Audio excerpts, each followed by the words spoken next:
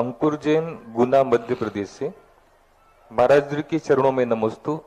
मेरी जिज्ञासा यह है कि लोग मंदिर जी या आहार दान इत्यादि देने के लिए शुद्ध वस्त्र पहनकर जाते हैं और मार्ग में अशुद्ध हो जाते हैं और बाद में जाकर कुर्सियों पे कोई भी सामने नहीं बैठा। कभी भी गुरु के सामने पैर लटकाकर नहीं बैठना। कोई भी व्यक्ति सामने नहीं बैठे, कुर्सियां अलग कर दें वहां से। कभी भी हो जिनवानी के सामने, भगवान के सामने, गुरु के सामने पैर लटका करके नहीं बैठना। ये आपके लिए नुकसानदायक है।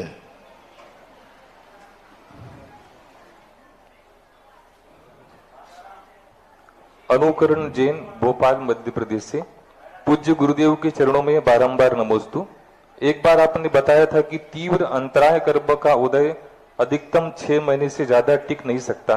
मेरी जिज्ञासा यह है कि लाभांतराय कर्म के उदय की क्या लक्षण है तथा इसके क्षयोपशम के क्या लक्षण है, इसका क्षयोपशम बढ़ाने के लिए क्या प्रयास किए जा सकते हैं तथा इसके प्रयास कम से कम तथा अधिक से अधिक कितने दिनों में प्रतिफलित होते हैं, ये मेरी जिज्ञासा है। अंतराय कर्म को सैद्धांतिक वचन तो 6 महीने का नहीं है। कोई प्रसंग आया होगा उसमें कहा हो सकता है, सैद्धांतिक वचन नहीं है। क्योंकि अंतराय कर्म की जो स्थितियां हैं वो बहुत कोड़ा कोड़ी सागरों प्रमाण अंतराय कर्म की स्थिति है। उदय स्थिति भी उनकी बहुत बड़ी है। इसलिए ऐसा नहीं है कि 6 महीने के अंदर ही अंतराय आता, उससे नहीं आ सकता है। हाँ, उपवास की जरूर परंपरा 6 महीने की मिलती है, लेकिन यह भी जरूरी नहीं बाहुबली का 1 वर्ष का उपवास हुआ।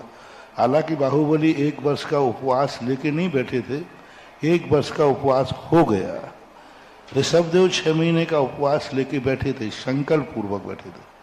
बाहुबली ने संकल्प नहीं किया था कि मैं 1 वर्ष तक उपवास करूंगा।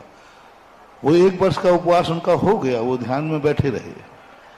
लेकिन ऋषभदेव का जरूर आता है साथ में कि उन्हें 6 महीने का प्रतिमा योग धारण करने का संकल्प किया था। तो वो प्रसंग अंतराय कर्म के संबंध में ऐसा नहीं है।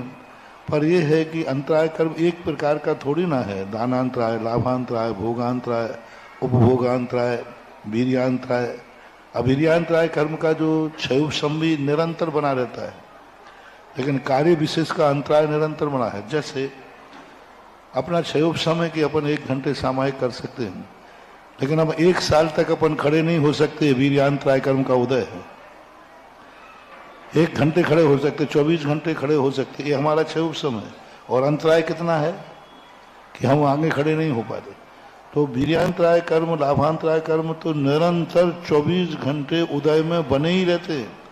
ऐसा एक भी समय नहीं है जिस समय हमारा 5 अंतरायों में से कोई ना कोई अंतराय उदय में ना हो। क्योंकि हम संपूर्ण लाभ नहीं ले पा रहे हैं, ये हमारा अंतराय है। हम संपूर्ण दान नहीं दे पा रहे हैं, ये अंतराय है। हम संपूर्ण उपभोग नहीं कर पा रहे हैं, ये उदय है।